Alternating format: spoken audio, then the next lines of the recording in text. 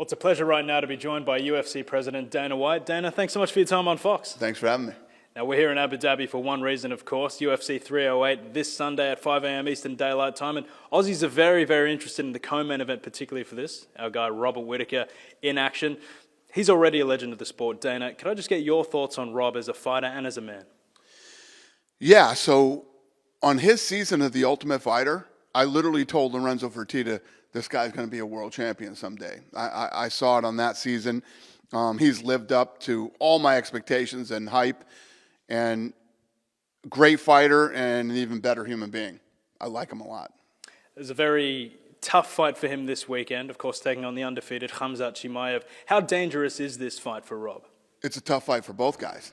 I think that this is probably, if you look at what Rob has done and accomplished and who he's fought, this is one of his toughest tests, and there's no doubt about it that this is definitely Khamzat's toughest test. I spoke to Daniel Cormier yesterday, and he was telling me that if Rob is to emerge victorious against Khamzat this weekend, he absolutely should be the #1 contender. How do you feel about that? There's no doubt about it. Even though, again, I don't know if you've heard over in Australia, but I've been bitching nonstop about the rankings. Even though where they have Khamzat ranked, Khamzat is without a doubt one of the most dangerous, if not the most dangerous guy in that division. So this is a massive fight for Whittaker, and it's a massive fight for Khamzat, which is what makes this fight so great.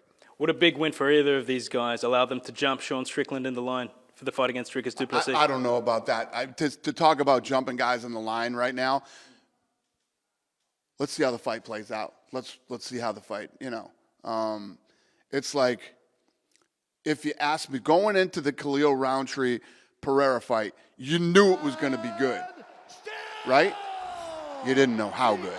And then once you get in there and you see it, we got to see how it plays out before we start talking about jumping lines and stuff like that and who would get the next title shot.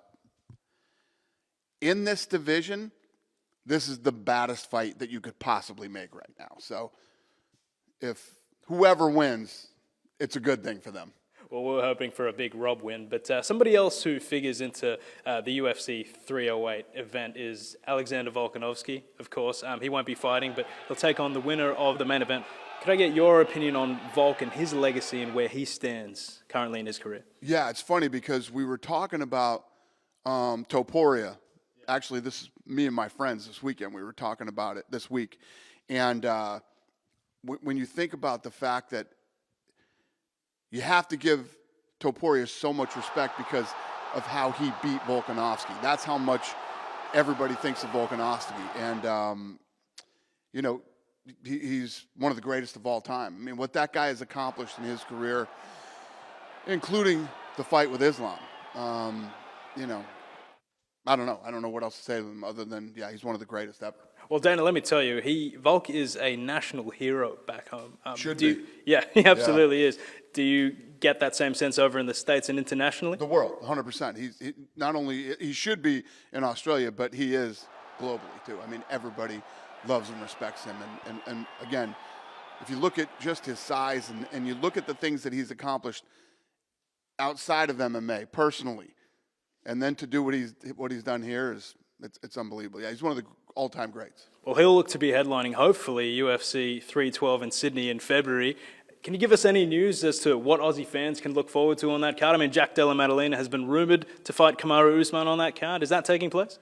And when you look at, what Alex Pereira has accomplished, Volk was doing the same thing at that time. I mean, fighting multiple times back to back to back, taking on, the toughest guys in the world in both divisions. So, and yes, I don't know if that fight's happening yet. If it was, we would announce it. I love when you guys do this to me. Well, I was going to ask you about Israel Adesanya, Kaya Bahalio, but I guess you can't confirm that either. Yeah, pump the brakes. Maybe I will. But Australia has always been a great breeding ground for talent and, of course, a great spot with great support for the UFC. Where does Australia sit for you, I guess, in the world of MMA? Well, it's incredible because I remember a time when we were looking at Australia and we were looking to, get into that market. And literally there was only Elvis Sinisic, right? Richie Vass. Huh? Richie Vasilik as well, a few others. Now if you look at Australia, which isn't a very big place, and you look at the talent coming out of there, and I'm talking about top 10 and multiple world champions coming out of that region. It's incredible how that it is absolutely blown up there in such a short amount of time. You think about the UFC in the Zuffa era, when me and the Fertittas got into it, you're talking about like 25 years. Yeah. And Australia's piece of that history is much, much smaller. And how far you guys have come in such a short amount of time is unbelievable. Yeah, it's actually... And not just the talent, but the coaches and the gyms. Yeah. And it's fascinating.